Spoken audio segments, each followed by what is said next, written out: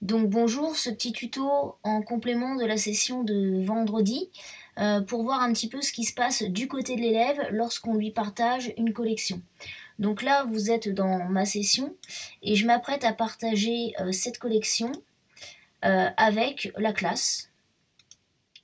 Donc je me rends dans mon annuaire et je vais aller dans la classe de 4e E. Voilà. Et donc je vais leur partager ma collection. Voilà. Donc en parallèle, j'ai ouvert la session d'un élève qui fait partie de cette classe. Voilà. Et vous voyez que dans sa session, on vient de lui indiquer que quelque chose s'était passé du côté de son réseau. Donc il va cliquer dans son réseau. Et là, il va trouver la collection que je viens de lui partager. Maintenant, il va falloir qu'il passe cette collection dans sa session. Vous voyez qu'elle n'y est pas.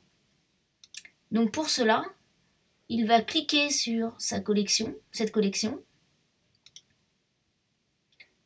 et il va tout simplement l'ajouter pour s'y abonner. Il clique dans son espace et il vient d'ajouter la collection, comme vous pouvez le voir. À partir de maintenant, à chaque fois que je vais ajouter à l'intérieur de cette collection un document, cela va se faire automatiquement. Il n'aura plus besoin d'aller chercher la collection dans son réseau.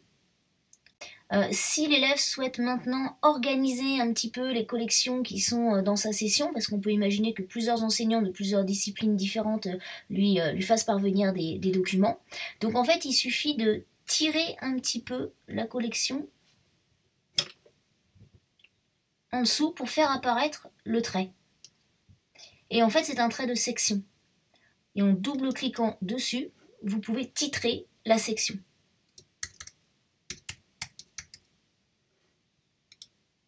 Voilà.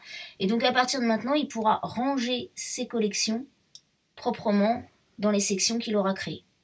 Voilà, à bientôt.